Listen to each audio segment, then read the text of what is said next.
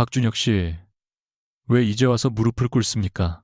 아까는 제 여자에게 급이 안 맞는다고 했잖아요. 친구 대신 나간 맞선 자리에서 윤서아는 처음 보는 남자 강도윤에게 황당한 부탁을 한다. 자신을 배신하고 재벌 계열사 임원의 딸과 결혼하는 전 남자친구의 결혼식에 단 1시간만 남자친구 행세를 해달라는 부탁이었다. 서하는 그저 체면을 지켜줄 평범한 남자를 빌렸다고 생각했지만 결혼식장에 들어선 순간부터 이상한 일들이 이어진다. 그리고 신랑 박준혁이 그 남자의 얼굴을 제대로 확인한 순간 누구도 예상하지 못한 일이 벌어진다. 박준혁 씨, 왜 이제 와서 무릎을 꿇습니까? 아까는 제 여자에게 급이 안 맞는다고 했잖아요. 낮고 차분한 목소리가 웨딩홀 로비를 가르자 수십 명의 하객이 동시에 숨을 삼켰다. 불과 몇 분 전까지만 해도 윤서아를 향해 비웃음을 흘리던 박준혁은 이제 대리석 바닥에 한쪽 무릎을 짚은 채 얼굴이 새하얗게 질려 있었다. 서아는 자신의 옆에 서 있는 남자를 천천히 올려다봤다. 2시간 전 처음 만난 남자였다. 친구 대신 나간 맞선 자리에서 커피 한 잔만 마시고 헤어질 생각이었던 이름이 강도윤이라는 것밖에는 제대로 아는 게 없는 사람이었다. 그런데 준혁의 입에서 떨리는 목소리가 흘러나왔다. 회장님, 제가 몰라 뵀습니다. 서하의 심장이 한 박자 늦게 내려앉았다. 회장님이요. 그녀가 되묻자 도윤은 시선조차 돌리지 않았다. 조금 전까지 그녀의 어깨를 다정하게 감싸고 있던 손은 그대로였지만 준혁을 내려다보는 눈빛은 완전히 다른 사람의 것이었다. 일어나세요. 결혼식 날인데 무릎까지 꿇을 필요는 없습니다. 도윤이 말했다. 준혁은 오히려 더 고개를 숙였다. 죄송합니다. 정말 죄송합니다. 그때 신부 서유라가 치맛자락을 움켜쥔 채 다가왔다. 자기야, 이분이 누구신데? 이래 준혁은 이를 악물고 속삭였다. 태성그룹 강도윤 회장님이야. 유라의 얼굴에서도 핏기가 빠졌다. 서하는 웃어야 할지 도망쳐야 할지조차 분명 자신은 오늘 단 1시간짜리 가짜 남자친구를 빌렸을 뿐이었다. 그런데 아무래도 사람을 완전히 잘못 골랐다. 2시간 전 청담동의 조용한 카페에서 서하는 맞은편 남자를 보며 3번째로 시간을 확인하고 있었다. 문제의 시작은 아침부터 울어댄 절친 한소민의 전화였다. 소민은 어머니가 잡아준 맞선에 나가기로 했지만 갑작스러운 회사 사고 때문에 지방으로 내려가야 했고 이미 양가 어머니끼리 이야기가 오간 터라 당일 취소를 하면 집안이 뒤집힐 게 뻔했다. 그래서 나온 황당한 부탁이 대신 나가달라는 것이었다. 상대방도 결혼 생각이 없는 사람이라 차 한 잔만 마시고 적당히 서로 마음에 들지 않는다고 하면 된다는 설명까지 들었다. 서하는 처음에는 미쳤느냐고 했지만 결국 소민에게 빚진 일이 떠올라 나왔다. 그런데 맞은편 남자는 예상보다 훨씬 멀쩡했다. 검은 셔츠와 짙은 재킷 손목에는 브랜드가 눈에 띄지 않는 단정한 시계 하나뿐이었다. 그는 메뉴판보다 서하를 더 오래 바라보더니 말했다. 한소민 씨가 아니군요. 서하의 손이 컵 위에서 멈췄다. 그걸 어떻게 아셨어요? 사진을 본 적이 있습니다. 그럼 지금 바로 일어나셔도 돼요. 사실 친구가 갑자기 지방에 내려가서 제가 대신 나온 거예요. 사기칠 생각은 없었고요. 도윤은 놀라는 대신 커피를 한 모금 마셨다. 대리 맞선이라 화내셔도 됩니다. 제가 화를 내야 합니까? 보통은 그렇지 않나요? 보통 사람의 반응을 기대해서 나오신 겁니까? 그의 말투에는 비웃음도 호기심도 거의 없었다. 그래서 오히려 서하는 신경이 쓰였다. 아니요. 그냥 10분만 앉았다가 서로 별로였다고 하고 끝내려고요. 그런데 벌써 15분이 지났습니다. 그럼 성공했네요. 이제 헤어지면 되니까. 그 순간 테이블 위에 엎어둔 서하의 휴대전화가 짧게 진동했다. 화면에는 대학 동기의 단체 대화방 알림이 떠 있었다. 오늘 오후 12시 서울의 한 특급 호텔에서 박준혁과 서유라가 결혼한다는 사진이었다. 신랑은 서아가 너무나 잘 아는 얼굴이었다. 5년 동안 사랑했고 야근이 끝난 새벽이면 편의점 삼각김밥을 나눠 먹었으며 월세가 밀렸을 때 자신의 적금을 깨서 도와준 남자. 그리고 3달 전 사랑만으로는 위로 올라갈 수 없다며 그녀를 버린 남자였다. 서하는 급히 화면을 껐지만 도윤은 그녀가 순간적으로 굳은 것을 놓치지 않았다. 안 좋은 연락입니까? 아니요. 좋은 소식이죠. 아주 좋은 소식. 그녀가 웃었지만 입가가 미세하게 떨렸다. 전 남자친구가 오늘 결혼하거든요. 도윤의 시선이 휴대전화 위에 잠시 머물렀다. 축하하러 갑니까? 제가 미쳤어요. 그런 얼굴을 하고 있으니 물었습니다. 서하는 피식 웃었다. 사실 초대장은 받았어요. 직접 준 건 아니고 그쪽이 회사 사람들한테 일부러 돌렸다더라고요. 제가 올지 안 올지 궁금했겠죠. 도윤이 물었다. 신랑 이름이 뭡니까? 갑자기 그건 왜요? 방금까지 전 남자친구 이야기였습니다. 박준혁이요. 그 이름을 들은 순간 도윤의 손가락이 커피잔 손잡이에서 아주 잠깐 멈췄다. 너무 짧은 순간이라 서하는 자신의 착각이라 생각했다. 그러나 그의 다음 질문은 이상할 정도로 구체적이었다. 어디에서 일합니까? 태성그룹 계열사요. 정확히는 태성 리테일 전략구매팀. 얼마 전에 팀장으로 승진했다던데요. 도윤은 아무 말 없이 휴대전화 화면을 한 번 확인했다. 서하는 못마땅한 표정으로 그를 보았다. 혹시 취업 면접 중이에요? 왜 이렇게 캐물어요? 직업병이라고 해두죠. 무슨 일을 하시는데요? 사람이 하는 말을 확인하는 일입니다. 이상한 대답이었다. 서하는 그때 그만 일어나야 했다. 훗날 생각하면 모든 일이 꼬인 지점은 바로 그 순간이었다. 하지만 준혁이 결혼한다는 사진을 본 뒤 가슴 깊은 곳에서 오래 눌러두었던 자존심이 고개를 들었다. 더구나 신부 서유라는 몇 주 전 우연히 마주쳤을 때 서하를 보며 지나치게 친절한 미소로 말했다. 언니라고 불러도 되죠. 준혁 씨가 예전에 많이 힘들 때 곁에 계셨다면서요. 덕분에 제가 완성된 사람을 만난 것 같아서 감사해요. 고맙다는 말보다 잔인한 모욕이었다. 서하는 그날 아무 말도 하지 못한 자신을 아직도 싫어하고 있었다. 그녀는 맞은편의 도윤을 다시 살펴보았다. 키가 크고 인상도 나쁘지 않았다. 정확히 말하면 지나치게 잘생겼지만 가장 중요한 건 그게 아니었다. 적어도 준혁 앞에서 초라해 보이지는 않을 것 같았다. 강도윤 씨, 말씀하세요. 혹시 1시간만 시간 빌릴 수 있어요? 그의 눈썹이 처음으로 조금 올라갔다. 시간을 빌린다. 오해하지 마세요. 이상한 부탁 아니에요. 그 말을 먼저 하면 되게 이상한 부탁이던데요. 제 전 남자친구 결혼식에 같이 가주세요. 몇 초 동안 침묵이 흘렀다. 도윤은 웃지 않았다. 그래서 서하는 자신이 정말 미친 소리를 했다는 걸 뒤늦게 깨달았다. 됐어요. 방금 건 잊어주세요. 그녀가 가방을 들려 하자 도윤이 말했다. 무슨 역할입니까? 네. 남자친구입니까? 약혼자입니까? 아니면 그냥 지인입니까? 서하는 눈을 크게 떴다. 정말 가주려고요. 조건을 먼저 들어보죠. 1시간. 그냥 제 옆에 있어 주시면 돼요. 아무 말 안 해도 되고요. 아무 말도 안 하는 남자친구라 그쪽이 더 편하잖아요. 도윤은 잠시 그녀를 바라보다 물었다. 신부 이름은 서유라요. 아버지가 태성 리테일 쪽 임원이라던데 정확한 직급은 몰라요. 서명식이라는 분. 그 이름이 나오자 도윤의 눈빛이 아주 미세하게 차가워졌다. 도윤은 테이블 아래에서 휴대전화를 꺼내 짧은 메시지를 보냈다. 서하는 내용을 보지 못했지만 메시지를 받은 상대에게서 곧바로 답이 도착하는 것은 보았다. 도윤은 화면을 끄고 말했다. 갑시다. 서하는 허탈하게 웃었다. 이렇게 바로요. 시간이 1시간뿐이라면서요. 조건은요.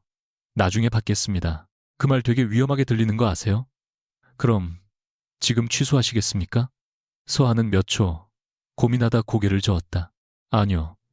이미 미친 짓 시작했으니까 끝까지 가보죠. 호텔까지 걸어서 10분 남짓이었다. 이동하는 동안 서하는 자신이 왜 이런 일을 하는지 계속 후회했다. 도윤은 그런 그녀와 달리 지나치게 평온했다.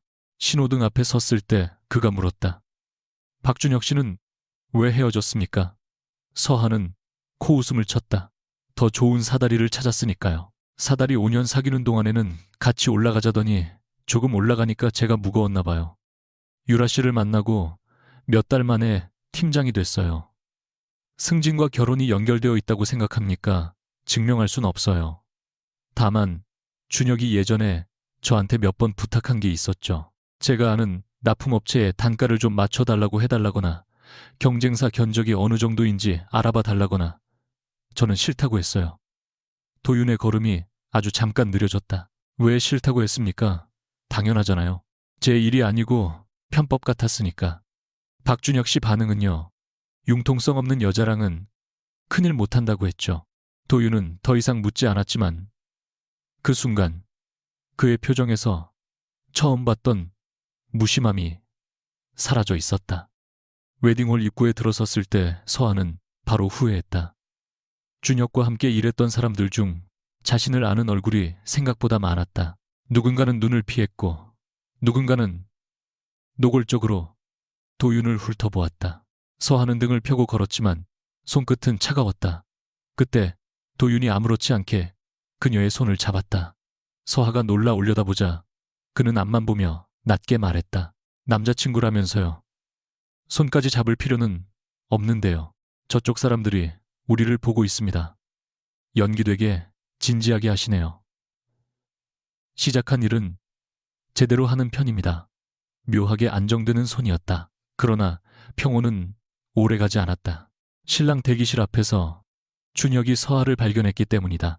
흰 예복을 입은 준혁은 잠깐 당황했지만 곧 익숙한 미소를 지었다. 진짜 왔네. 난 네가 못 올 줄 알았어. 서하는 웃으며 대답했다. 초대받았으니까 축하 정도는 해야지. 준혁의 시선이 도윤에게 향했다. 이분은 내 남자친구. 말하고 나니 서하의 목이 바짝 말랐다. 도윤은 태연하게 고개를 숙였다. 강도윤입니다. 준혁은 이름을 듣고도 아무런 반응이 없었다. 태성그룹의 회장을 직접 볼 일이 없는 말단 직원 출신이었던 준혁에게 강도윤이라는 이름은 그저 흔한 이름 중 하나였던 모양이었다. 그는 도윤의 옷차림을 훑더니 입꼬리를 올렸다. 서하야, 굳이 나한테 보여주려고 아무나 데려올 필요는 없었는데. 도윤의 손에 아주 약하게 힘이 들어갔지만 서하는 먼저 대꾸했다. 아무나인지 아닌지는 네가 판단할 일이 아니잖아. 준혁은 웃으며 한 걸음 다가왔다. 기분 나쁘게 듣지 마. 네, 성격 아니까 하는 말이야. 넌 자존심 상하면 꼭 무리하잖아. 예전에도 그랬고. 그 말은 정확히 서하의 약점을 찔렀다. 그래서 더 화가 났다. 그때 신부 유라가 다가왔다. 화려한 드레스보다 먼저 눈에 들어온 건 완벽하게 계산된 미소였다. 서하 씨 와주셨네요. 준혁 씨가 예전 여자친구까지 와서 축하해주면 정말 보기 좋을 것 같다고 했거든요. 서하는 속으로 숨을 삼켰다. 유라는 도윤에게 시선을 옮겼다. 그런데 남자친구분은 어느 회사 다니세요? 서하가 입을 열기도 전에 도윤이 대답했다. 회사에 다니기는 합니다. 어디요? 태성 쪽입니다. 유라의 얼굴에 은근한 우월감이 떠올랐다. 어머, 그럼 준혁 씨랑 같은 그룹이네요. 어느 계열사예요? 도윤은 잠시 생각하는 듯 하다가 말했다. 여기저기 관여하고 있습니다. 준혁이 결국 웃음을 터뜨렸다. 서하야, 설마 파견직 같은 건 아니지? 태성 이름 붙었다고 다 같은 태성은 아니야. 본사 출입증 한번 받아보려고 줄 서는 사람들이 얼마나 많은데. 서하의 얼굴이 굳었다. 준혁은 그 반응에 더 자신감을 얻었다. 너도 이제 현실적으로 살아. 나보라고 급하게 사람 데려오지 말고. 사람은 결국 자기 급에 맞는 자리에 서게 돼 있어. 그 순간 서하는 자신의 선택이 얼마나 유치했는지 뼈저리게 느꼈다. 준혁에게 보여주기 위해 낯선 남자를 끌고 왔고 이제 그 남자까지 모욕당하고 있었다. 그녀는 도윤의 손을 놓으며 낮게 말했다. 미안해요. 여기까지만 해도 돼요. 제가 괜한 일에 끌어들였네요. 처음으로 도윤이 그녀를 정면으로 바라보았다. 그의 눈에는 화도 당황도 없었다. 오히려 이상할 만큼 차분했다. 1시간이라면서요. 아직 37분 남았습니다. 됐어요. 이제 제가 알아서 할게요. 정말입니까? 네. 그리고 준혁아. 서하는 몸을 돌려 준혁을 똑바로 바라봤다. 네가 누구랑 결혼하든 어떤 자리에 올라가든 이제 나랑 상관없어. 오늘 온 건 내가 너보다 잘났다는 걸 증명하려고 온 게 맞아. 유치했고 인정해. 그런데 여기까지 와보니까 알겠다. 내가 굳이 너한테 내 가치를 증명할 필요가 없었어. 준혁의 미소가 조금 굳었다. 유라는 팔짱을 낀 채 비웃었다. 그러나 서하는 오히려 마음이 가벼워지는 것을 느꼈다. 방금까지 도윤을 붙잡고 연기해야 한다고 생각했던 자신이 우스워졌다. 그녀가 돌아서려는 순간 도윤이 조용히 말했다. 잠깐만요. 그는 서하의 손을 다시 잡았다. 이번에는 연기 때문에 잡는 손이 아니었다. 저도 아직 할 말이 있습니다. 그리고 준혁을 바라보며 덧붙였다. 박준혁 씨라고 했죠. 준혁이 귀찮다는 듯 대답했다. 그런데요. 태성리테일 전략구매팀 팀장. 준혁의 얼굴에서 웃음이 사라졌다. 제 직급까지 어떻게... 도윤은 대답하지 않고 양복 안쪽에서 휴대전화를 꺼냈다. 화면에는 방금 도착한 짧은 메시지가 떠 있었다. 서하는 글자를 읽을 수 없었지만 마지막 문장 하나만 눈에 들어왔다. 검토, 자료, 확보, 완료.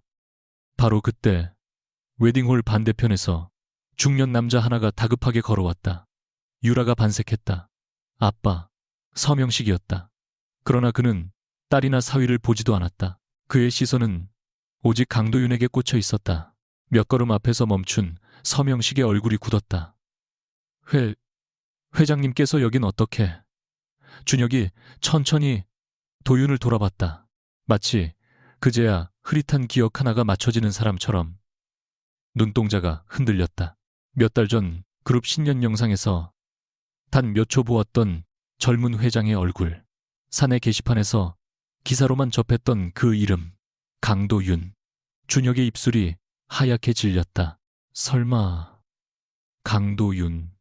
도윤은 아무렇지도 않게 서하의 어깨를 감쌌다. 아까 제가 어느 계열사냐고 물으셨죠.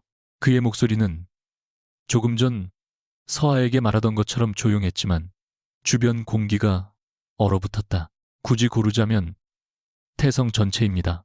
준혁의 무릎이 힘없이 꺾였다. 그는 대리석 바닥에 한쪽 무릎을 짚으며 떨리는 목소리로 말했다. 회장님, 제가 몰라 뵀습니다. 하객들의 웅성거림이 퍼졌다.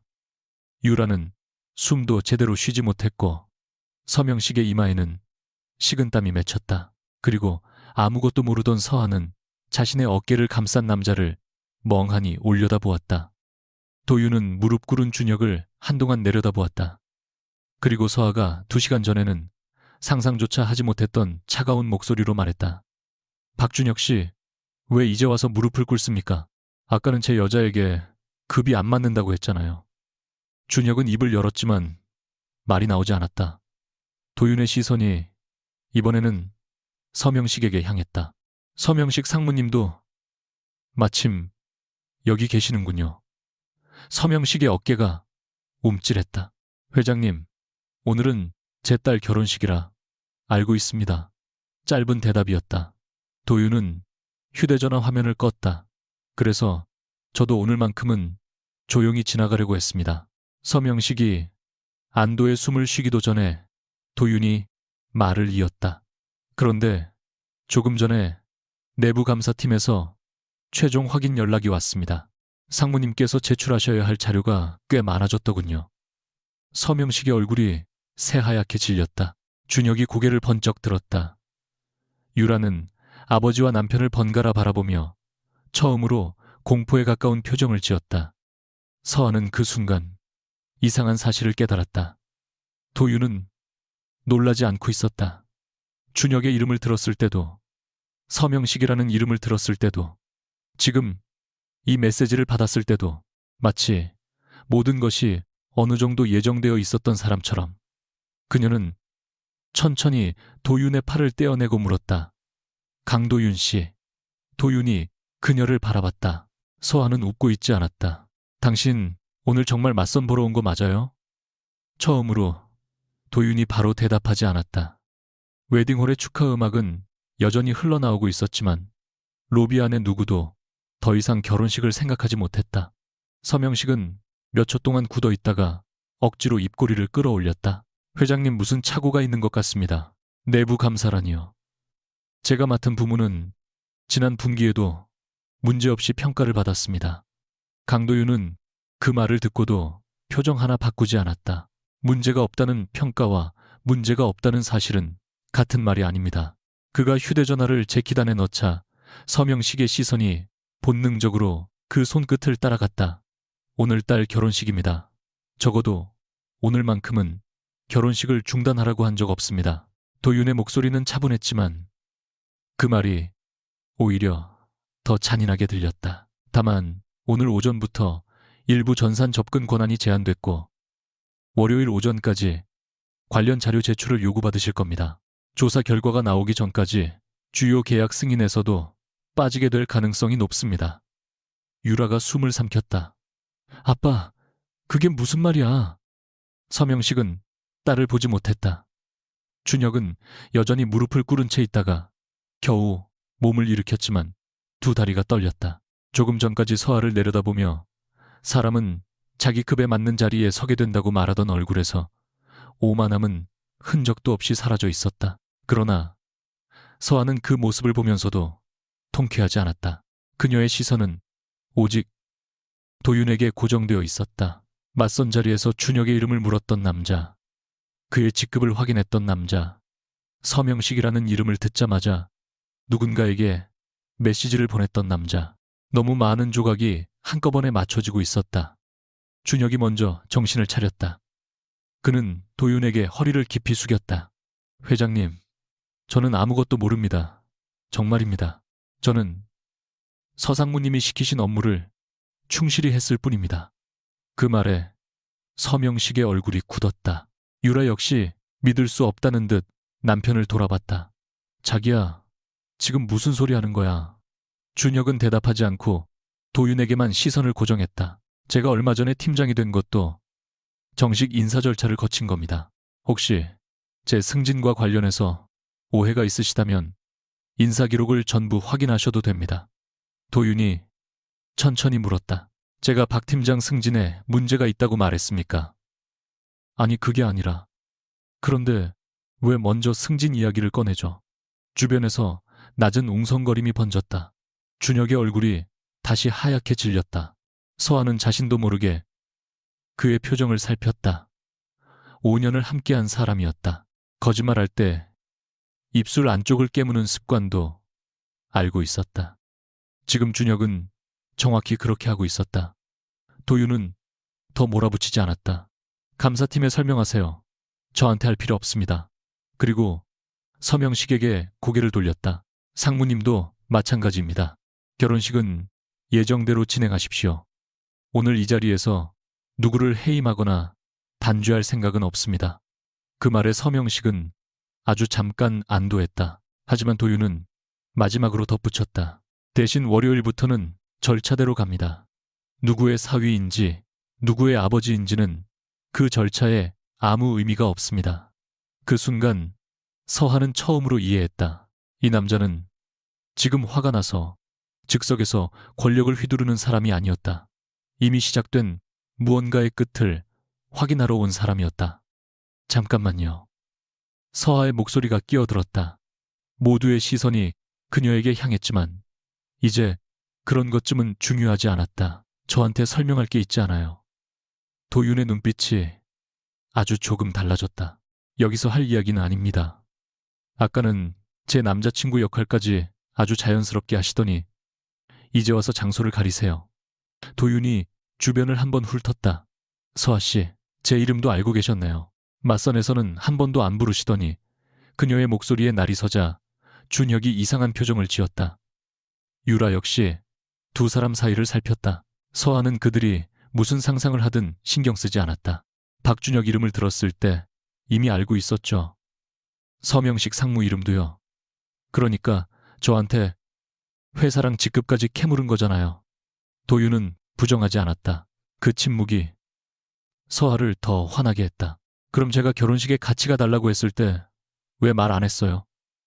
말했으면 데려왔습니까? 그건 제가 결정할 일이죠. 결국 여기 와야 확인할 수 있는 것도 있었습니다. 그 말이 떨어지자 서하의 표정이 굳었다. 확인.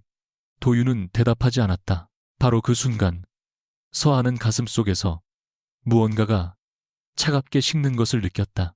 준혁에게 이용당했던 기억이 떠올랐다. 그가 필요할 때마다 자신에게 사람을 소개해달라고 하고 거래처 이야기를 물어보고 결국 더 높은 곳으로 올라가기 위해 자신을 버렸던 순간들. 그리고 오늘 또 한 남자가 자신을 통해 무언가를 확인했다고 말했다. 목적은 달라도 느낌은 비슷했다. 그녀는 손목을 천천히 빼냈다. 조금 전까지 도윤이 잡고 있던 손이 이상할 만큼 차가웠다. 유라가 갑자기 앞으로 나섰다. 회장님, 정말 오해가 있는 것 같아요. 몇 분 전 서아에게 완벽한 미소를 보이던 얼굴은 사라지고 없었다. 저희 아버지는 회사밖에 모르고 사신 분이에요. 준혁 씨, 승진도 아버지가 개입한 게 아니라 본인이 잘해서 된 거고요. 준혁이 다급히 맞장구 쳤다. 맞습니다. 저도 능력으로 올라왔습니다. 도윤은 두 사람을 잠시 바라보다가 말했다. 그걸 제가 판단하지 않습니다. 그러면 누가? 자료가 판단하겠죠. 짧은 대답에 유라의 입술이 떨렸다. 그때 서명식이 딸의 팔을 잡았다. 유라야, 그만해. 그는 도윤을 향해 허리를 숙였다. 회장님 말씀대로 월요일에 회사에서 소명하겠습니다. 오늘은 손님들이 많아서. 도윤은 말없이 고개를 끄덕였다. 그러나 서하는 서명식에 손이 떨리는 것을 보았다. 단순히 갑작스러운 감사가 불쾌한 사람의 모습이 아니었다. 두려워하고 있었다. 준혁 역시 마찬가지였다. 그녀는 몇 달 전 그가 자신에게 보냈던 메시지 하나를 문득 떠올렸다. 아는 납품업체가 있으면 경쟁사보다 조금 낮은 가격으로 견적을 맞출 수 있는지 물어봤던 메시지였다. 당시에는 승진에 미쳐 별짓을 다 한다고 생각해 대꾸도 하지 않았다. 도윤이 카페에서 그 이야기를 들었을 때 왜 갑자기 질문을 이어갔는지도 이제 이해됐다.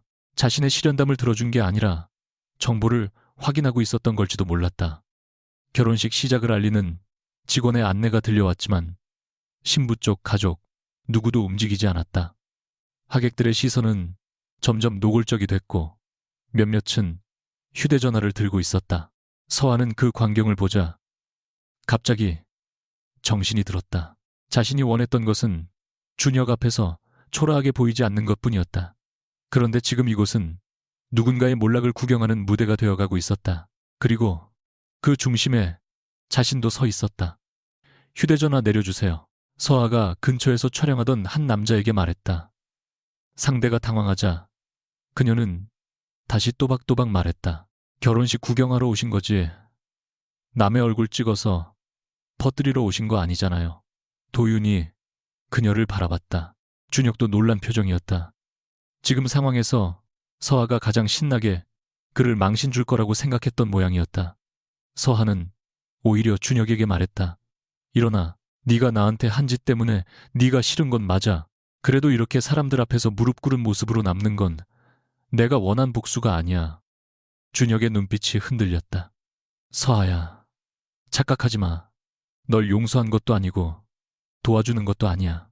그냥 내 인생에서 네가 차지하는 자리를 여기서 끝내겠다는 거야. 그 말을 내뱉는 순간 서하는 이상하게 숨이 편해졌다. 도윤의 입가가 아주 미세하게 굳었다. 그는 그녀가 준혁의 굴욕을 즐길 거라고 예상했었다. 적어도 그 역시 그녀를 완전히 잘못 보고 있었다. 서하는 그대로 로비를 빠져나왔다. 몇 걸음 뒤에서 도윤이 따라오는 기척이 느껴졌다. 호텔 현관에 도착했을 때 그가 그녀를 불렀다. 윤서아 씨. 서하는 멈췄지만 돌아보지 않았다. 이제는 이름을 제대로 부르네요. 도윤이 가까이 다가왔다. 차로 데려다 드리겠습니다. 괜찮아요. 밖에 기자들이나 촬영한 사람들이 있을 수도 있습니다. 그러니까 또 알아서 처리해 주시려고요. 도윤이 잠시 침묵했다. 서하가 그를 돌아봤다. 오늘 진짜 맞선 보러 온 거 맞아요. 카페에서 던졌던 질문보다 이번에는 훨씬 무거웠다. 도윤은 잠시 그녀를 바라보다 말했다. 맞선 자리에 나온 건 사실입니다. 왜요? 개인적인 이유가 있습니다. 맞선 자리 모듈도 그리고 이 호텔에 온 이유도 개인적이었어요. 그 질문에 도윤의 대답이 늦어졌다. 서하는 씁쓸하게 웃었다. 역시 아니네요. 서하 씨가 생각하는 것처럼 당신을 이용하려고 계획한 건 아닙니다. 그럼 뭐였는데요? 박준혁이라는 이름을 듣기 전까지는 당신이 그 일과 연결되어 있다는 것도 몰랐습니다. 그 일이라는 게 내부 감사요. 도윤의 시선이 날카롭게 변했다. 그것만으로도 대답은 충분했다. 말할 수 없는 내용입니다. 그 말 참 편하네요. 본인은 다 알고 있고 상대방은 몰라도 된다는 거. 회사 문제입니다. 함부로 공개할 수 없습니다. 그럼 적어도 같이 결혼식에 들어오기 전에 한마디는 할 수 있었잖아요. 내가 만나러 가는 사람들이 당신 회사 감사 대상일 수도 있다고. 도윤은 무언가를 설명하려 했지만 서하가 먼저 말했다. 제가 오늘 바보 같은 짓 한 거 알아요. 전 남자친구한테 잘 사는 척하려고 처음 본 사람을 끌고 갔으니까요. 그건 제 잘못이에요. 오, 그런데 적어도 저는 당신한테 제가 뭘 원하는지는 말했어요. 1시간 남자친구 역할을 해달라고. 그녀는 자신의 가슴을 가리켰다. 당신은요, 나한테 뭘 원하는지 한 번이라도 말했어요. 도윤의 눈빛이 굳었다. 그는 회사에서 누구도 이런 식으로 자신에게 묻지 못했다. 대부분은 그가 설명하기 전에 이해한 척했고 결정하기 전에 따랐다. 그래서 그는 지금 무엇이 문제인지 논리적으로는 알면서도 감정적으로는 받아들이기 어려웠다. 필요한 정보만 공개하는 건 일을 처리할 때 기본입니다. 결국 그의 입에서 가장 잘못된 말이 나왔다. 서하는 어이가 없다는 듯 웃었다. 그래요. 역시 회장님답네요. 처음으로 그녀가 그를 회장님이라고 부른 순간이었다. 존경은 조금도 담겨 있지 않았다. 사람도 일처럼 처리하세요. 도윤의 입술이 굳었다. 그런 뜻이 아닙니다. 저한테는 그렇게 들렸어요. 서하는 도로 쪽으로 걸어가 택시를 잡으려 했다. 도윤이 손목을 붙잡으려다 멈췄다. 조금 전까지라면 잡았을 것이다. 하지만 그녀가 자신을 바라보는 눈을 보자 손을 내렸다. 택시가 도착했을 때 도윤은 마지막으로 말했다. 적어도 오늘 일 때문에 불이익을 받게 하지는 않겠습니다. 서하는 열린 차문 앞에서 그를 돌아봤다. 그런 말도 하지 마세요. 무슨 뜻입니까? 제 인생에 무슨 일이 생길지까지 회장님이 결정할 수 있는 것처럼 들리니까. 도윤의 표정이 처음으로 흔들렸다. 서하는 택시에 올라타 문을 닫았다. 차가 출발하자 그녀는 뒤를 돌아보지 않으려고 했지만 결국 창문에 비친 호텔 입구를 바라봤다. 자신을 버린 남자가 무릎을 꿇었고 자신을 비웃던 신부 가족은 한순간에 공포에 빠졌다. 그런데 서하에게 남은 것은 승리감이 아니라 지독한 피로뿐이었다. 그녀는 가방 속 휴대전화를 꺼냈다. 수십 개의 메시지가 쌓여 있었다. 동기들이 보낸 결혼식 영상, 준혁이 무릎을 꿇은 장면을 누군가 촬영한 짧은 영상, 그리고 모르는 번호에서 온 메시지 하나. 화면을 열자 단 한 줄이 떠 있었다. 박준혁 팀장 관련해서 예전에 받으셨던 견적 요청 메시지 아직 가지고 계십니까? 서하의 손끝이 굳었다. 발신자는 태성그룹 내부감사팀이라고 자신을 밝혔다. 그녀는 바로 답하지 않았다. 대신 오래된 대화방을 열어 몇 달 전 준혁과 주고받은 메시지를 찾아 내려갔다. 같은 시각 웨딩홀 지하 주차장으로 내려간 도윤은 기다리고 있던 비서실장에게서 얇은 서류 봉투를 건네받았다. 서명식 상무 관련 전산 자료는 확보됐습니다. 다만 박준혁 팀장이 몇몇 업체와 직접 연락한 흔적이 있어서 추가 확인이 필요합니다. 도윤은 서류를 펼치지 않았다. 윤서아 씨에게 연락했습니까? 비서실장이 잠시 머뭇거렸다.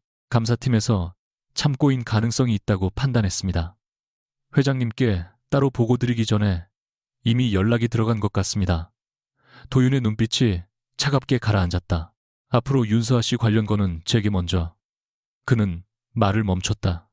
조금 전 호텔 앞에서 그녀가 했던 말이 머릿속을 스쳤다. 사람도 일처럼 처리하느냐고. 도윤은 몇 초 동안 침묵하다가 문장을 바꿨다. 아닙니다. 정상 절차대로 하세요. 제 이름으로 따로 지시하지 마십시오. 비서실장은 놀랐지만 고개를 숙였다. 도윤은 차창 밖을 바라봤다. 서하를 태운 택시는 이미 보이지 않았다. 자신은 오늘 계획보다 많은 것을 확인했다.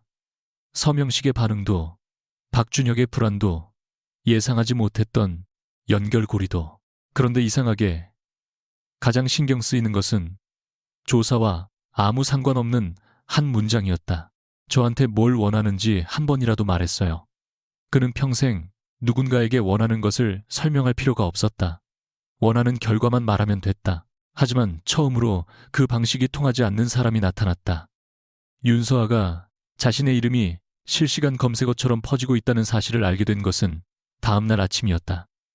밤새 꺼두었던 휴대전화를 켜자 메시지가 한꺼번에 쏟아졌다. 대학 동기 전, 직장 동료, 몇 년 동안 연락조차 없던 사람들까지 같은 영상을 보내고 있었다. 박준혁이 강도윤 앞에서 무릎을 꿇는 장면이었다. 문제는 영상 앞뒤가 잘려있다는 것이었다. 화면에는 준혁이 서하를 모욕한 장면도, 서하가 사람들에게 촬영을 그만하라고 말한 순간도 없었다. 대신 제목은 자극적이었다. 전 남자친구 결혼식에 태성그룹 회장을 데려온 여자 신랑을 무릎 꿇린 회장의 비밀 연인, 버림받은 여자의 재벌 복수. 서하는 한동안 침대 끝에 앉아 화면을 바라봤다. 웃음이 나올 것 같았다. 자신은 어제 처음 도윤을 만났다. 그런데 세상은 이미 두 사람 사이에 오래된 관계 하나를 만들어 놓았다. 그때 회사 팀장에게서 전화가 걸려왔다. 서하 씨, 오늘은 출근하지 않는 게 좋겠어요. 이 일은 제가 잘못한 게 있나요? 그런 뜻이 아니라 회사 앞에도 사람들이 와 있어요. 거래처에서도 문의가 들어오고 있고. 팀장은 조심스럽게 말을 골랐다. 며칠만 상황을 보죠. 전화를 끊은 서하는 거울 속 자신의 얼굴을 바라봤다. 준혁 때문에 일어난 일이었지만 결국 출근하지 못하는 사람은 자신이었다. 어제 그를 무릎 꿇게 만들 생각이 없었다고 말했는데도 세상은 이미 그녀를 복수에 성공한 여자로 소비하고 있었다. 비슷한 시각 태성그룹 본사 회의실에서는 강도윤 앞에 같은 영상이 재생되고 있었다. 홍보 담당 임원은 영상이 퍼진 경로와 기사화 가능성을 설명했고, 법무팀은 허위 사실이 섞인 게시물에 대응할 수 있다고 보고했다. 도윤은 끝까지 말없이 들었다. 윤서아 씨 신상도 일부 커뮤니티에 올라왔습니다. 직장명까지 노출됐습니다. 그 말에 그의 눈빛이 변했다. 삭제 요청하세요. 이미 진행 중입니다. 회사에도 연락해서 언론 대응 창구를 하나로. 도윤이 말을 이어가려다 멈췄다. 어제 서하가 했던 말이 떠올랐다. 자신의 인생에 무슨 일이 생길지까지 회장인 그가 결정할 수 있는 것처럼 말하지 말라고 했다. 그는 손가락으로 테이블을 2번 두드렸다. 윤서아 씨에게 직접 연락해서 의사를 확인한 뒤 진행하세요. 홍보 임원이 잠시 놀랐다. 지금까지 도윤은 위기 상황에서 누구보다 빠르게 결론을 내리는 사람이었다. 그러나 회의가 끝난 뒤 비서실장이 작은 목소리로 말했다. 이미 어젯밤 법무팀이 일부 게시물 삭제 절차에 들어갔고, 윤서아 씨 회사에도 혹시 외부 취재가 있을 경우 대응 방법을 안내했습니다. 도윤의 표정이 굳었다. 누가 지시했습니까? 회장님께서 어제 불이익이 없게 하라고 말씀하신 걸 비서실에서 넓게 해석한 것 같습니다. 도윤은 바로 잘못을 알아챘다. 하지만 그는 여전히 문제를 해결하는 방법부터 생각했다. 그것이 그의 가장 오래된 습관이었다. 서하는 오후가 되어서야 회사에서 이상한 연락을 받았다. 다음 주 예정되어 있던 외부 기업 면접이 갑자기 연기되었다는 것이었다. 더 좋은 조건의 회사로 옮길지 고민하며 몇 달 동안 준비해온 자리였다. 처음에는 단순한 일정 변경인 줄 알았다. 그러나 담당자가 미안한 목소리로 덧붙였다. 태성 쪽과 관련된 이슈가 정리된 다음에 진행하는 게 좋겠다는 의견이 있어서요. 서하의 표정이 굳었다. 태성에서 제 면접에 무슨 의견을 냈는데요. 상대는 곤란한 듯 말을 흐렸다. 직접 막았다는 건 아닙니다. 다만 요즘 취재가 많으니 지원자 보호 차원에서 더 듣지 않아도 충분했다. 서하는 곧바로 도윤에게 전화를 걸었다. 번호는 어제 호텔을 떠난 뒤 그가 보낸 짧은 메시지에 남아 있었다. 3번의 신호음 뒤 낮은 목소리가 들렸다. 윤서아 씨, 그녀는 인사도 하지 않았다. 제 회사에 연락했어요. 도윤의 침묵이 아주 짧게 이어졌다. 비서실에서 대응 안내를 한 건 확인했습니다. 제 면접처에도요. 그 부분은 지금 확인하겠습니다. 역시 모르셨네요. 그런데 결국 당신 사람들이 한 일이죠. 서아 씨 신상이 노출됐습니다. 위험을 줄이려고 또 그 말이에요. 그녀의 목소리가 높아졌다. 저한테 필요한 게 뭔지는 제가 결정한다고 했잖아요. 도윤도 처음으로 목소리가 조금 차가워졌다. 그럼 아무것도 하지 않고 보고만 있어야 합니까?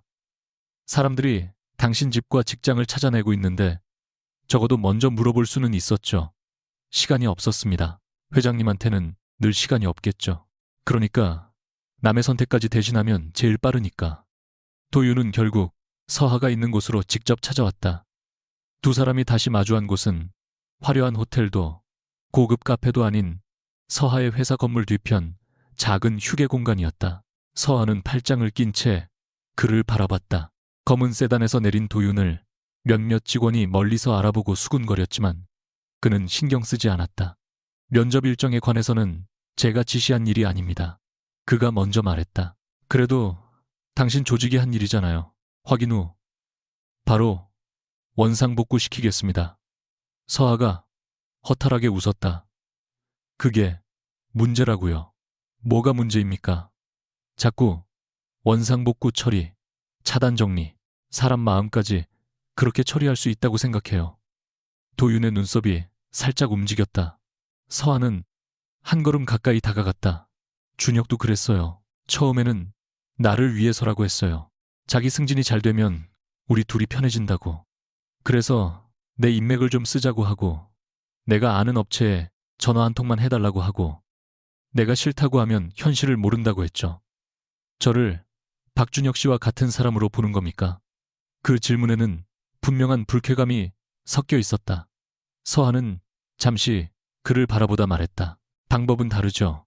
당신은 훨씬 힘이 세니까. 그 말이 도윤을 멈춰 세웠다.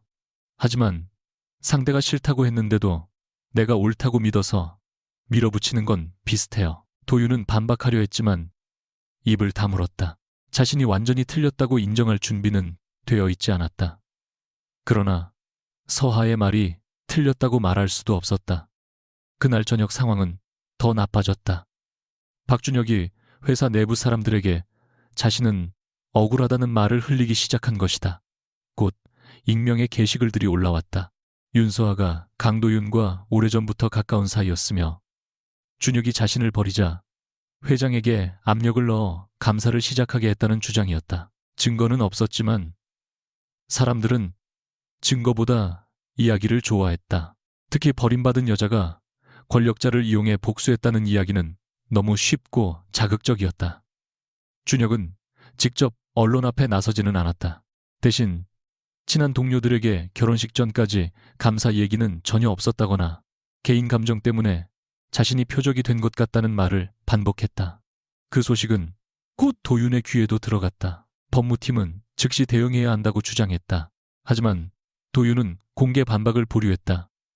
감사가 시작된 정확한 시점과 조사 범위를 밝히면 내부 조사 자체에 영향을 줄 수 있었기 때문이다. 그 사이 가장 손쉬운 희생양은 서하가 됐다. 밤늦게 집으로 돌아오던 그녀는 아파트 입구에 서 있는 낯선 사람 둘을 보고 발걸음을 멈췄다. 그들이 휴대전화를 들고 다가오며 강도윤 회장과 언제부터 만났습니까? 라고 묻는 순간 서하는 처음으로 두려움을 느꼈다. 하지만 곧바로 나타난 검은 차량과 경호 인력을 보자 그 두려움은 다시 분노로 바뀌었다. 도윤이 또 자신에게 말하지 않고 사람을 붙인 것이다. 경호까지 붙였어요.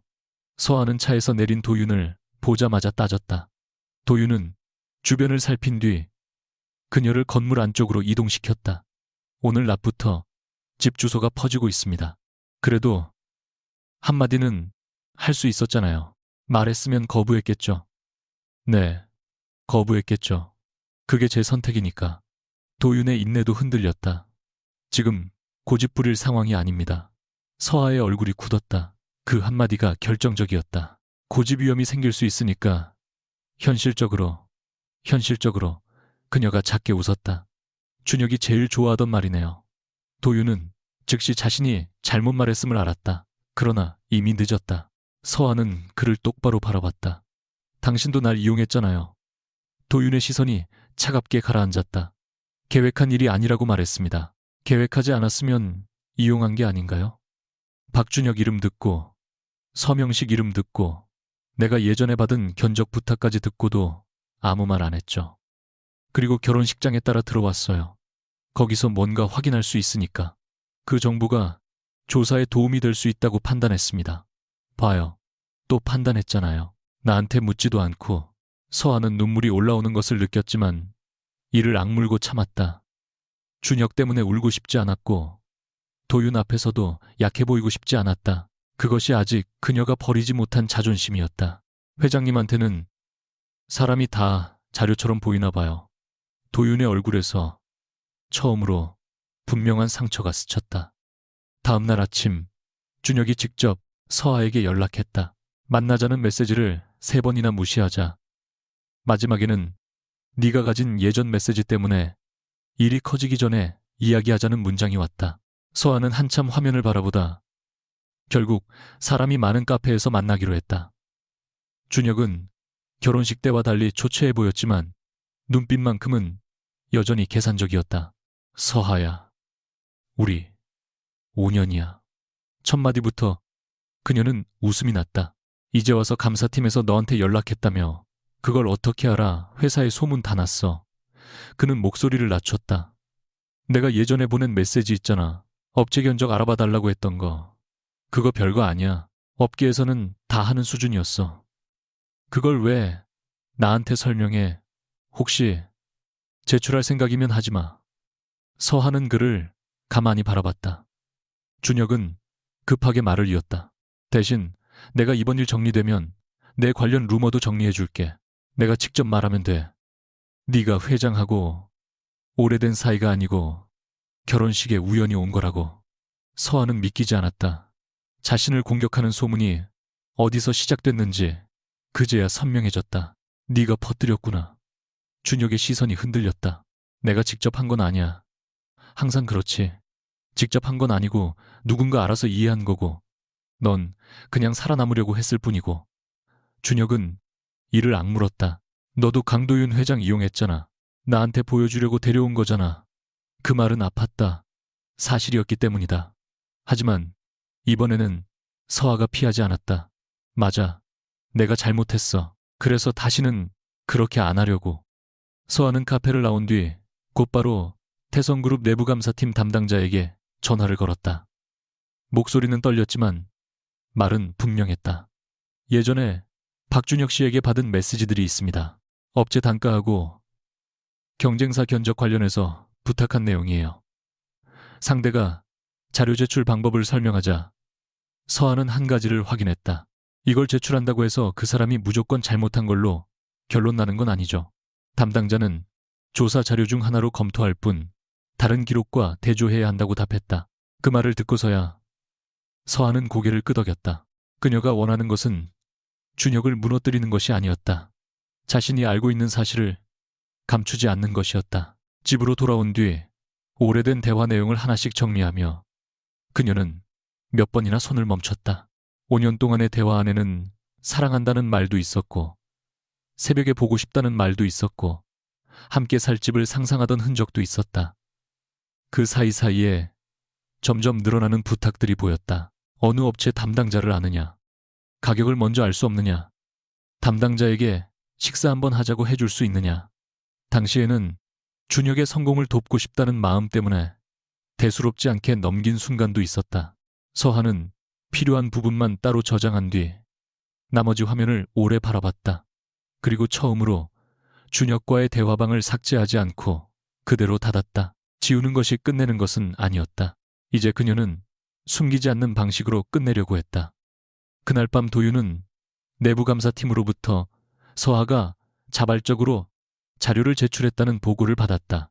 담당자는 자료가 기존에 확보된 거래 기록과 일부 시점에서 맞물린다고 설명했지만 아직 결론을 내릴 단계는 아니라고 덧붙였다. 도윤은 보고서를 내려놓고 한동안 창밖의 서울을 바라봤다.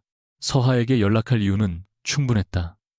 자료를 제출해줘서 고맙다고 할 수도 있었고 오늘 밤은 경호를 최소한으로 유지하겠다고 알릴 수도 있었다. 하지만 그는 휴대전화를 들었다가 다시 내려놓았다. 지금까지 그는 상대가 무엇을 원하는지 묻기보다 가장 효율적인 답부터 내놓았다. 그리고 그 결과 서하는 자신을 준혁과 같은 선 위에 세웠다. 자존심이 상했지만 더 불편한 것은 그녀의 말이 완전히 틀리지 않았다는 사실이었다.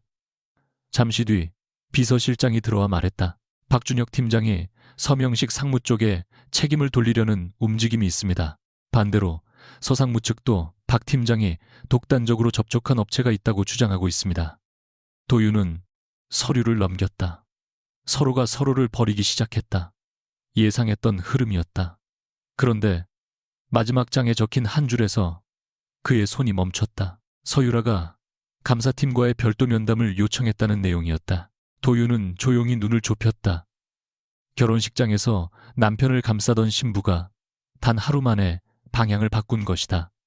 그리고 그 순간 진짜 싸움이 이제 시작되고 있다는 것을 그는 알았다. 서유라가 내부감사팀 면담실에 들어온 것은 결혼식이 끝난 지 사흘째 되는 아침이었다. 화려한 웨딩드레스 대신 짙은 회색 정장을 입은 그녀는 이전보다 훨씬 창백해 보였지만 눈빛만큼은 차갑게 가라앉아 있었다. 담당자가 녹취 동의를 확인하자 유라는 잠시 손을 내려다본 뒤 말했다. 제가 아는 걸 전부 말하면 저희 아버지가 무조건 처벌받는 건가요? 담당자는 개인별 행위와 자료를 따로 확인하며 진술 하나만으로 결론 내리지 않는다고 설명했다. 유라는 짧게 웃었다. 다들 그렇게 말하네요. 자료가 판단한다고 결혼식장에서 강도윤이 했던 말과 같았다. 그녀는 휴대전화를 꺼내 몇 개의 메시지와 통화 기록을 보여줬다. 대부분은 박준혁과 주고받은 내용이었다. 준혁은 결혼 전부터 서명식의 일정과 회사 내 인맥을 집요하게 물었고 특정 협력사가 어느 임원과 가까운지도 확인하려 했다. 처음에는 야심 있는 남자라고 생각했다. 오히려 그런 점이 마음에 들었다. 자신 역시 아버지의 딸이라는 이유만으로 능력이 없다고 평가받는 것이 싫었고 집안의 힘을 이용할 줄 아는 사람과 결혼하면 더 단단한 부부가 될 수 있다고 믿었다. 그러나 결혼식 다음 날 준혁이 누군가와 통화하며 결국 서명식 상무짓이었다고 정리하면 된다고 말하는 것을 듣는 순간 유라는 자신이 사랑받은 것이 아니라 선택당했다는 사실을 처음 깨달았다. 같은 시간 강도윤은 회장실에서 서유라의 면담 요청 보고를 받고도 특별한 반응을 보이지 않았다. 하지만 비서실장이 뒤이어 건넨 서류는 달랐다. 감사팀이 처음 서명식 관련 의심 거래를 추적하기 시작한 날짜, 협력사 방문 일정, 그리고 도윤이 문제의 호텔에 갈 예정이었던 이유가 정리된 자료였다. 비서실장은 조심스럽게 말했다. 윤수아 씨가 계속 회장님께서 왜 그날 맞선 장소에 나오셨는지 의문을 갖고 있습니다. 감사팀 쪽에서도 더 이상 그녀에게 직접적인 정보가 필요하지 않다고 판단했고요. 도윤은 서류를 덮었다. 오늘 설명하겠습니다. 어디까지 말씀하실 생각입니까? 제가 말할 수 있는 데까지가 아니라 그녀가 알아야 했던 데까지. 비서실장이 놀란 표정을 지었다. 도윤 역시 자신의 말이 낯설었다. 며칠 전까지만 해도 그는 정보란 필요에 따라 배분하는 것이라고 믿었다. 누구에게 얼마만큼 알려줄지는 책임자가 결정한다고 생각했다. 그런데 서아에게 그 원칙을 적용한 결과 그녀는 자신이 또다시 누군가의 도구가 된 것처럼 느꼈다. 그 감정을 이해하는데 사흘이나 걸렸다. 도윤은 휴대전화를 들었다. 전화를 걸기 전 잠시 망설였지만 이번에는 비서에게 대신 연락시키지 않았다. 윤서아 씨. 연결되자 그는 먼저 말했다. 직접 설명하고 싶은 게 있습니다. 서아는 몇 초 동안 침묵했다. 이번에도 제가 알아야 할 것만 골라서요. 도윤은 변명하지 않았다. 아니요. 제가 처음부터 말했어야 했던 것까지요. 두 사람은 한강이 내려다 보이는 작은 공공 전망 공간에서 만났다. 경호원도 비서도 보이지 않았다. 서아는 그 사실부터 의심스러운 듯 주변을 둘러봤다. 회장님 혼자 다니기도 하네요. 오늘은 그렇게 해야 할 것 같았습니다. 누가 결정했는데요? 도윤은 그녀의 질문에 잠시 멈췄다가 대답했다. 제가 결정했습니다. 다만 싫으면 지금 돌아가도 됩니다. 서하는 그를 한동안 바라보다 난간 쪽에 섰다. 말해봐요. 도윤은 처음부터 설명했다.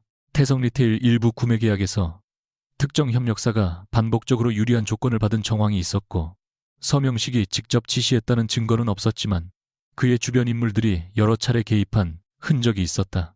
내부에 정보가 새는 것을 막기 위해 도윤은 공식 일정과 별개로 몇몇 장소를 직접 확인하고 있었다. 문제의 호텔 역시 그중 하나였다.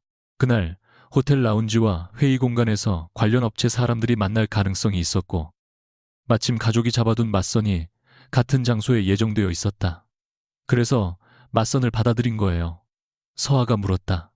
네, 평소 같으면 거절했을 겁니다. 한소민 씨를 이용한 셈이네요. 그 부분은 부정하지 않겠습니다. 도윤은 담담하게 인정했다. 하지만 당신이 대신 나올 거라고는 몰랐습니다. 박준혁이라는 이름도 당신에게 처음 들었습니다. 서하는 입술을 다물었다. 도윤은 계속했다. 그리고 서명식이라는 이름을 들은 순간 우연히 너무 많이 겹친다고 판단했습니다. 그래서 확인 메시지를 보냈습니다. 서하가 천천히 물었다. 그럼 제가 결혼식에 같이 가달라고 했을 때 따라온 이유는요? 도윤은 이번에는 대답을 피하지 않았다. 처음에는 당신 부탁이 흥미로웠습니다. 흥미네. 전 남자친구 결혼식에 맞선 상대를 끌고 가겠다는 사람이 흔하지는 않으니까요. 서아가 어이없다는 듯 웃었다. 역시 사람 구경 좋아하시네요. 그랬습니다. 도윤이 인정하자 그녀의 웃음이 멈췄다. 그리고 박준혁과 서명식이 함께 있는 자리라는 걸 알고 난 뒤에는 업무적으로도 확인하고 싶은 게 생겼습니다. 그들의 반응을 직접 보고 싶었습니다. 서하의 얼굴이 다시 굳었다. 그러니까 결국 이용한 건 맞네요. 맞습니다. 예상하지 못한 대답이었다. 도윤은 그녀를 똑바로 바라봤다. 계획적으로 당신을 끌어들인 건 아니지만 상황이 생긴 뒤 그 상황을 제 목적에도 썼습니다. 그때 당신에게 말하지 않은 건 제 판단이었습니다. 그리고 잘못이었습니다. 서아는 한동안 아무 말도 하지 못했다. 도윤이 사과할 것이라고는 예상했지만 이렇게 변명 없이 인정할 줄은 몰랐다. 왜 이제 와서 인정해요? 당신이 말했으니까요. 상대가 싫다고 하는데도 내가 옳다고 믿어서 밀어붙이는 건 결국 같은 방식이라고. 그의 목소리는 낮았지만 이전과 달리 방어적이지 않았다. 그 말을 듣고도 처음에는 제가 박준혁과 다르다는 것만 증명하고 싶었습니다. 그런데 다르다고 주장하는 것보다 실제로 다르게 행동하는 게 먼저라는 생각이 들었습니다. 그 순간 서하의 휴대전화가 진동했다. 화면에는 모르는 번호가 떠 있었다. 받지 않으려 했지만 연달아 2번 더 걸려오자 결국 통화 버튼을 눌렀다. 상대는 서유라였다. 서하는 순간 몸이 굳었다. 무슨 일이에요? 유라의 목소리는 결혼식장에서처럼 날카롭지 않았다. 오히려 지나치게 차분했다. 박준혁이 지금 너 찾아갈 수도 있어. 왜요? 감사팀에 내가 진술했거든. 서하가 도윤을 바라봤다. 그는 통화 내용을 듣지 못했지만 그녀의 표정 변화만으로 심상치 않다는 것을 알아챘다. 유라는 계속 말했다. 그 사람이 어제 아빠한테 모든 책임을 넘기겠다고 했어. 자기는 시킨 대로 했을 뿐이라고. 그런데 웃긴 게 뭔지 알아. 결혼 전에는 아빠한테 자기가 먼저 찾아와서 아이디어를 냈던 것들이 많았어. 인사권 가진 사람들한테 어떻게 접근해야 하는지도 물어봤고 서하는 잠시 침묵했다. 그래서 지금 나한테 이걸 왜 말해요? 유라가 숨을 내쉬었다. 네가 좋아서가 아니야. 아직도 널 싫어해. 네가 결혼식장에 나타난 것도 싫고 그 사람 과거에 네가 있다는 것도 싫어. 솔직해서 오히려 놀라웠다. 그런데 더 싫은 건 내가 그 남자한테 이용당했다는 거야. 유라의 목소리가 미세하게 떨렸다. 아빠가 위험해지니까 나랑 결혼한 지 하루 만에 우리 가족부터 버리려고 했어. 그럼 나도 내가 아는 건 말할 거야. 통화가 끝난 뒤 서하는 한동안 화면을 내려다봤다. 복수심이라기보다 자존심의 붕괴였다. 자신이 선택한 남자가 사실은 자신보다 더 빠르게 자신을 버릴 수 있는 사람이라는 걸 알아버린 여자의 목소리였다. 박준혁은 유라의 예상대로 움직였다. 그날 오후 태성그룹 감사팀에서 두 번째 조사를 마치고 나온 그는 곧바로 서하의 회사 근처로 찾아왔다. 서하는 그가 기다리고 있다는 연락을 받고 처음에는 만나지 않으려 했지만 도망치는 것처럼 느껴지는 것이 싫었다. 대신 사람들이 오가는 건물 로비에서만 이야기하기로 했다. 준혁은 며칠 사이 완전히 다른 사람이 되어 있었다. 넥타이는 삐뚤어졌고 눈밑은 검게 내려앉았다. 너 유라한테 뭐라고 했어? 첫 마디부터 서하는 황당했다. 내가 왜 그 사람한테 뭘 해? 유라가 감사팀에 나 불리한 이야기 다 했다더라. 네가 뒤에서 부추긴 거 아니야. 서하는 어이가 없어 웃었다. 아직도 모든 여자가 너 중심으로 움직인다고 생각해. 네가 회장을 데리고 결혼식에 안 왔으면 이렇게까지... 아니, 서하는 그의 말을 잘랐다. 이건 나 때문에 시작된 게 아니야. 감사는 이미 시작돼 있었어. 준혁의 표정이 순간 멈췄다. 그녀는 그 반응을 놓치지 않았다. 너도 알고 있었던 거 아니야. 무슨 소리야. 결혼식 날 감사 얘기 나오자마자 네가 제일 먼저 한 말이 내 승진은 정당했다는 거였어. 아무도 승진 얘기 안 했는데. 준혁의 눈동자가 흔들렸다. 서하는 그제야 명확하게 깨달았다. 그는 단순히 갑작스러운 감사가 무서운 사람이 아니었다. 언젠가 문제가 될 수 있다는 것을 이미 알고 있었다. 준혁은 목소리를 낮췄다. 서하야, 나도 살려고 그런 거야. 처음으로 변명 뒤에 숨겨져 있던 진짜 감정이 드러났다. 너는 모르잖아. 능력 있어도 배경 없으면 얼마나 오래 밑에서 굴러야 하는지. 내 위에 있던 인간들 절반은 아버지가 임원이고 외삼촌이 계열사 대표였어. 나는 매일 밤까지 일해도 누구 아들 하나 들어오면 밀려났어. 서하는 그의 말을 조용히 들었다. 5년 동안 준혁이 가진 열등감을 몰랐던 것은 아니었다. 그는 늘 성공을 원했고 가난했던 어린 시절을 부끄러워했다. 하지만 예전에는 그 욕망이 두 사람의 미래를 위한 것이라고 믿었다. 그래서 나 버린 거야. 그녀가 물었다. 준혁은 이를 악물었다. 유라를 만나면 빨리 올라갈 수 있었어.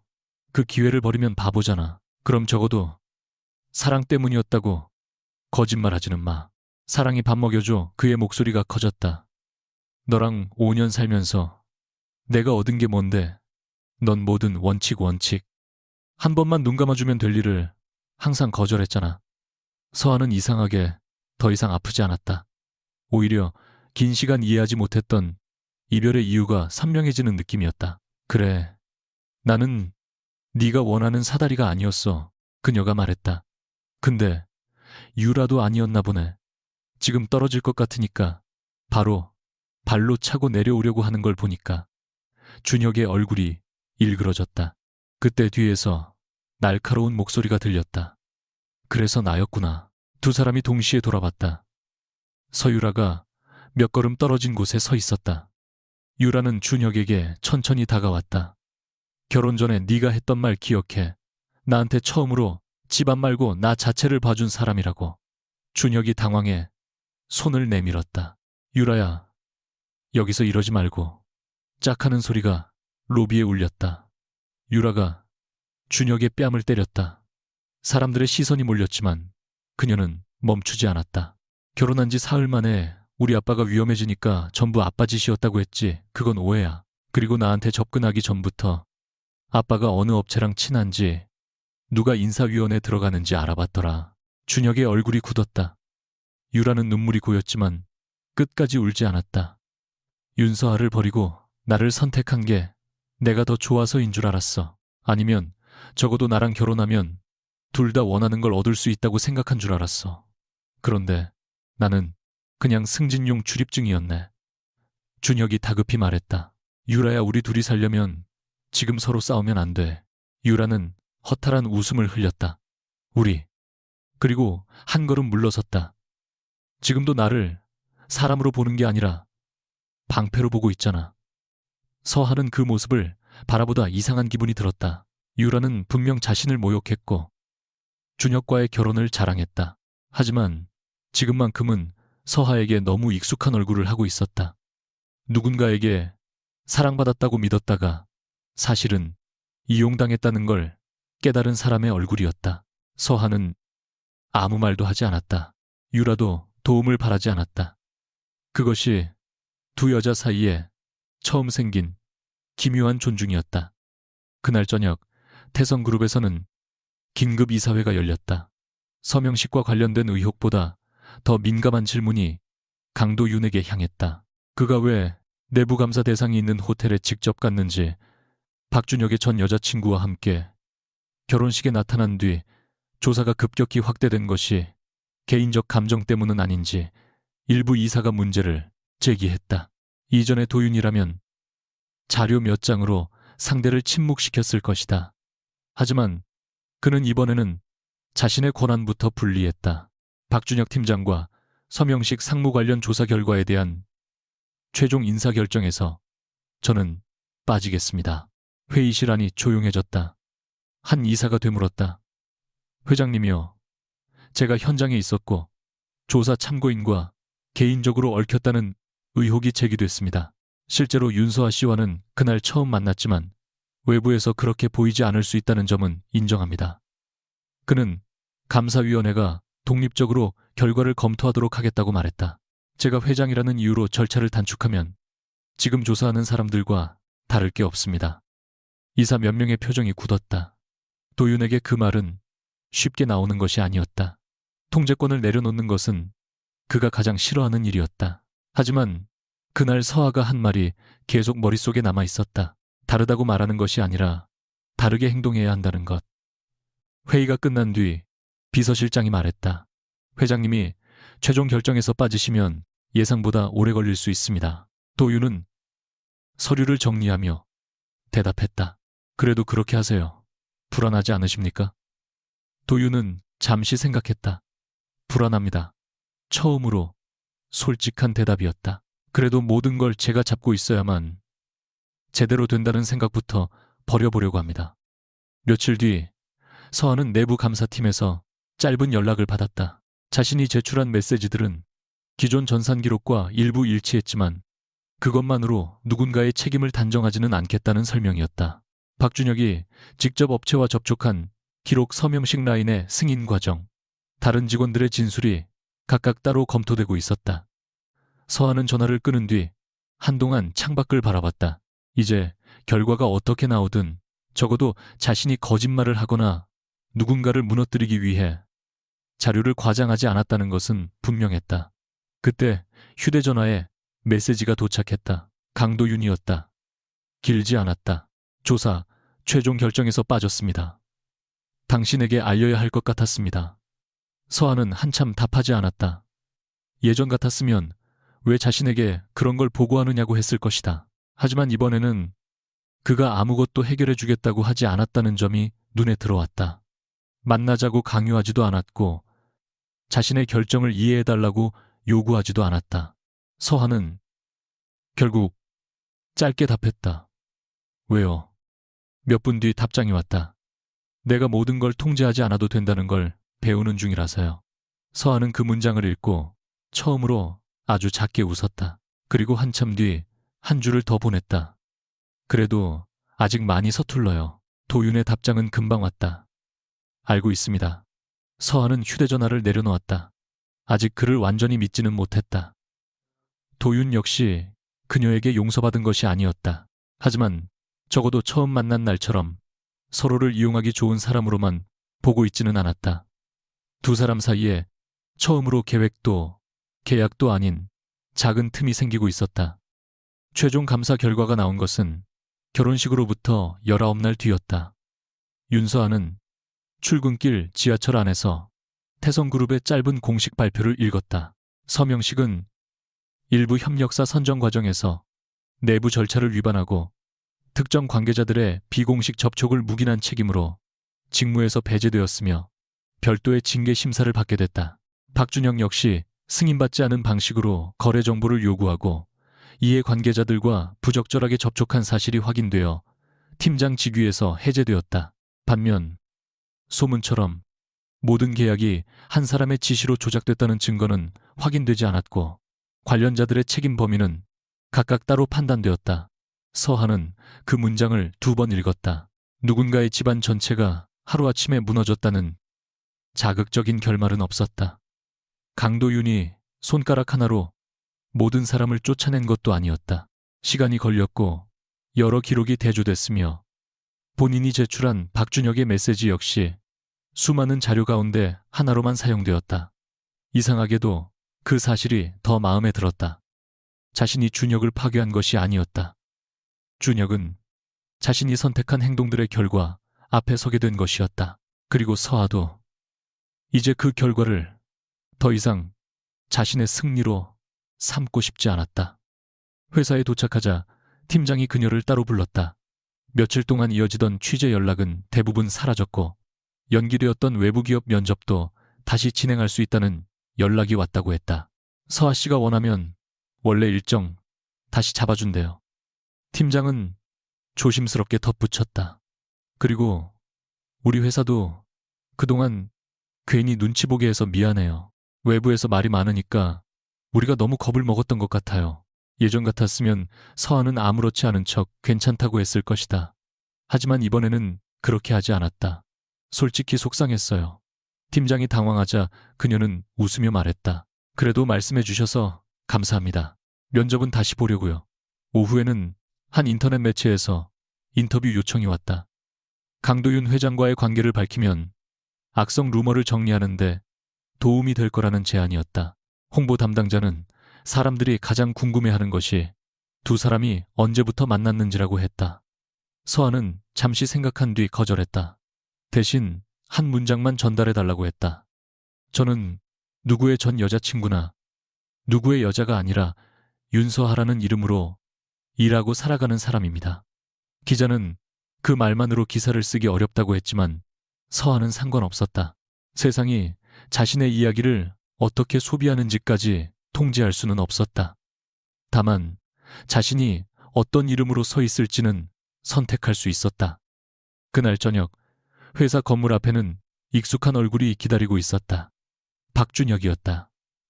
예전처럼 잘 다듬어진 정장도 자신만만한 표정도 없었다. 서하는 잠시 지나칠까 생각했지만 발걸음을 멈췄다. 끝내야 할 말이 남아있다는 느낌 때문이었다. 준혁은 그녀에게 가까이 오지 못한 채 2걸음 떨어진 곳에서 말했다. 잠깐만 이야기하자. 여기서 해. 준혁은 주변을 살피다가 고개를 숙였다. 나 회사 나가게 될 것 같아. 서아는 아무 대답도 하지 않았다. 징계 결과 나오기 전에 사직하는 게 낫다고 변호사가 그러더라. 유라도 이혼 얘기하고 있고 그의 목소리에는 처음으로 분노보다 공허함이 많았다. 아버님은 나 때문에 자기까지 엮였다고 하고 유라는 내가 자기 집안 이용했다고 하고 다들 나만. 그는 말을 멈췄다. 서하가 조용히 바라보고 있었기 때문이다. 준혁은 쓴 웃음을 지었다. 너라도 내가 왜 그랬는지 알잖아. 우리 5년이잖아. 서하는 그 말에서 오래전에 자신을 떠올렸다. 작은 원룸에서 준혁과 라면을 끓여 먹으며 언젠가는 좋은 집에서 살자고 웃었던 밤들. 그 기억까지 모두 거짓이었던 것은 아니었다. 그래서 오히려 더 분명하게 끝낼 수 있었다. 응, 알아. 네가 얼마나 올라가고 싶어 했는지, 뒤처지는 걸 얼마나 무서워했는지 알아. 준혁의 눈에 희미한 기대가 떠올랐다. 그러나 서하는 천천히 말을 이었다. 그래도 이해하는 것과 용서하는 건 달라. 준혁의 표정이 굳었다. 서하야. 내가 사랑했던 박준혁은 가난한 걸 부끄러워해도 남의 걸 밟고 올라가지는 않는 사람이었어. 적어도 나는 그렇게 믿었어. 그녀는 그를 바라보며 차분하게 말했다. 근데 어느 순간부터 넌 사람을 다 사다리로 보기 시작했잖아. 나도 유라도, 유라 씨 아버지도, 심지어 네가 지금 잃었다고 생각하는 자리까지. 준혁이 입술을 깨물었다. 내가 다시 시작하면 안 될까? 서하는 그 말의 의미를 이해하는데 몇 초가 걸렸다. 그는 한 걸음 다가오며 말했다. 우리 예전처럼 내가 잘못했어. 이번 일 겪고 나니까 누가 진짜 내 편이었는지 알겠더라. 서하는 웃지 않았다. 화도 나지 않았다. 그게 네가 아직도 모르는 거야. 뭐 나는 네가 돌아갈 수 있는 안전한 곳이 아니야. 준혁의 얼굴에서 마지막 희망이 사라졌다. 그리고 강도윤 회장 때문에 이러는 거면 또 그 사람 서하가 처음으로 말을 끊었다. 우리가 끝난 이후에 왜 자꾸 다른 사람을 끌어들여? 우리가 끝난 건 네가 나를 버렸기 때문도 있지만 그보다 더 정확히는 네가 내가 사랑할 수 없는 사람이 되어갔기 때문이야. 그녀는 잠시 숨을 골랐다. 이제 네가 어디에서 다시 시작하든 잘 살아. 하지만 나를 네 과거의 보험처럼 찾지는 마. 준혁은 더 이상 붙잡지 못했다. 서하는 돌아섰고 몇 걸음을 걸은 뒤에도 뒤를 돌아보지 않았다. 이번에는 정말 그럴 필요가 없었다. 강도윤에게서 연락이 온 것은 그로부터 이틀 뒤였다. 메시지는 놀라울 정도로 짧았다. 시간이 괜찮을 때 한번 만나고 싶습니다. 거절해도 괜찮습니다. 서하는 화면을 보며 한참 웃었다. 예전에 강도윤이었다면 이미 장소와 시간 차량까지 정해보냈을 것이다. 그녀는 일부러 1시간 넘게 답하지 않았다. 그가 조급해하는지 궁금한 마음도 조금 있었다. 그러나 추가 메시지는 오지 않았다. 결국 서하가 먼저 물었다. 무슨 일인데요? 답장은 바로 왔다. 사과할 일이 남아 있습니다. 서하는 잠시 고민하다 주말 오후를 제안했다. 장소는 자신이 정했다. 처음 맞선을 봤던 청담동 카페였다. 도윤은 10분 일찍 도착해 있었지만 그녀에게 왜 늦었느냐고 묻지도 않았다. 서하는 일부러 정확히 약속 시간보다 3분 늦게 들어와 맞은편에 앉았다. 회장님이 기다리기도 하네요. 요즘 배우는 게 많습니다. 참 교육 효과가 빠르네요. 도윤의 입가에 희미한 웃음이 스쳤다. 잠시 어색한 침묵이 흘렀다. 두 사람이 처음 만났던 날에는 서로의 이름조차 제대로 알지 못했다. 이제는 상대의 가장 보기 싫은 면까지 어느 정도 알고 있었다. 도윤은 커피잔에 손도 대지 않은 채 말했다. 그날 당신을 이용했습니다.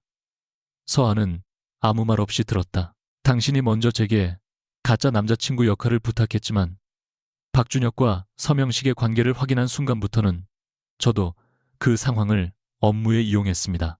당신에게 설명하지 않은 채 제가 알아서 판단했고 이후에도 보호한다는 이유로 당신 주변에 개입했습니다. 서하는 눈을 가늘게 뜨고 그를 바라봤다. 저번에도 사과했잖아요. 그때는 당신이 왜 화가 났는지 이해하려고 사과한 것 같습니다. 도윤은 잠시 말을 멈췄다. 이번에는 제가 왜 그런 행동을 했는지 알게 돼서 하는 사과입니다.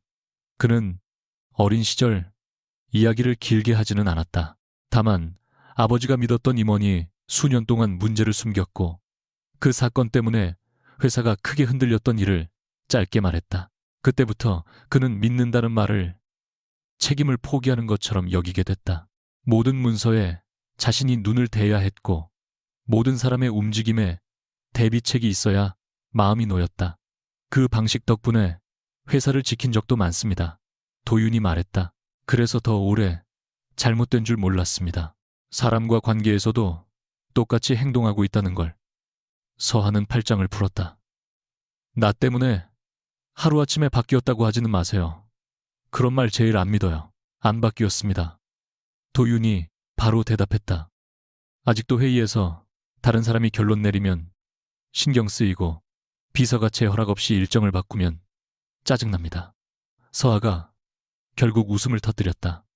도윤도 아주 조금 웃었다. 다만 이제는 그 짜증이 옳다는 뜻은 아니라는 건 압니다. 그 말이 이상하게 마음에 들었다.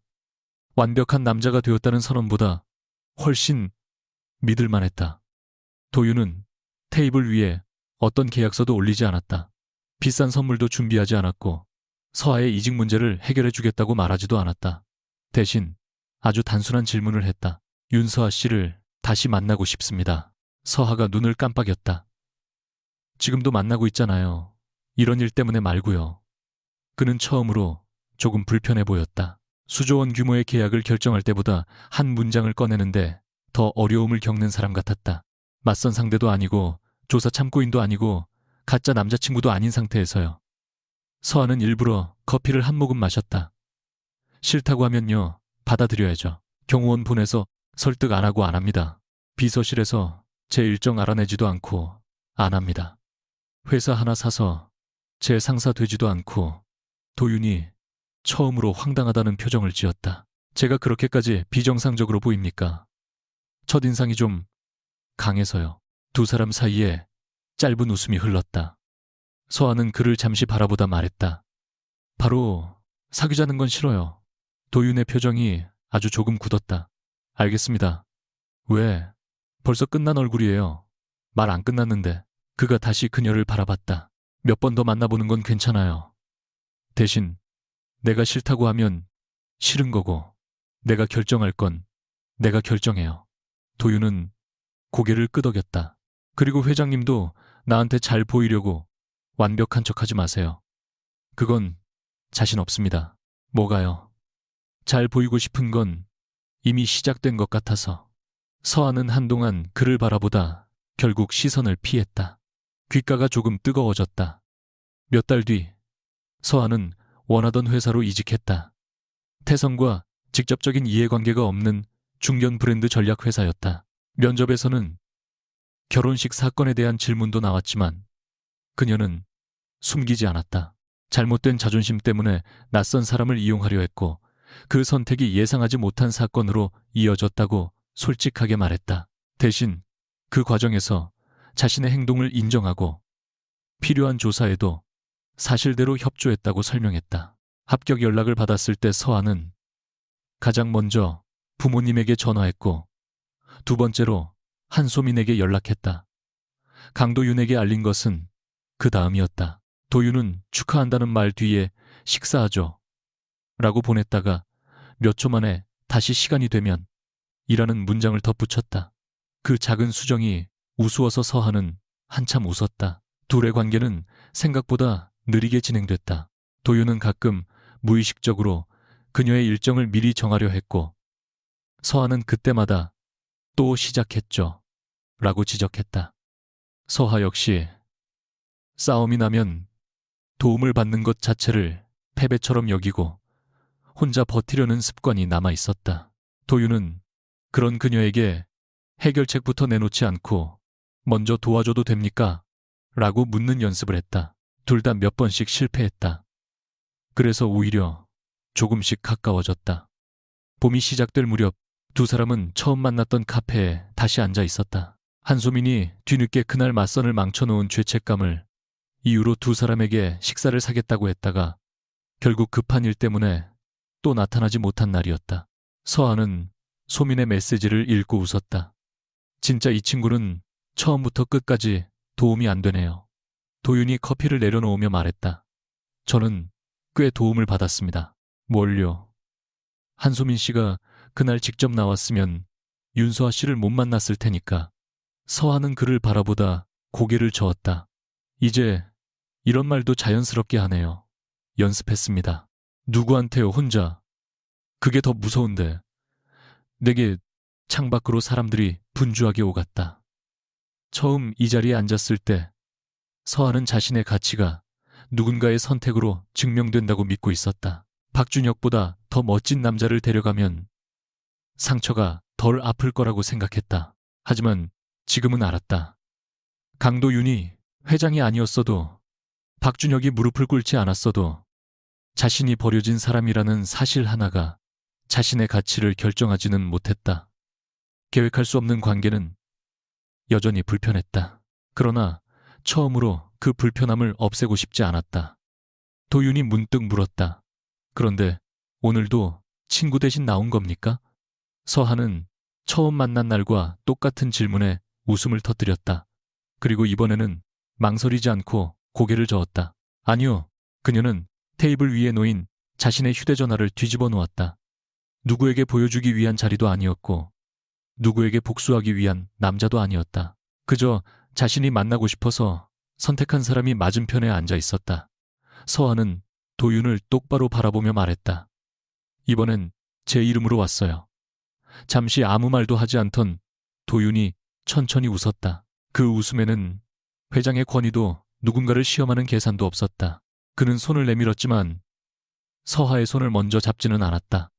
테이블 한가운데에 손을 놓고 기다렸다. 선택은 그녀의 몫이었다. 서하는 그 손을 내려다보다가 천천히 자신의 손을 포겠다. 이번에는 누구에게 보여줄 필요가 없었다. 그래서 더 따뜻했다.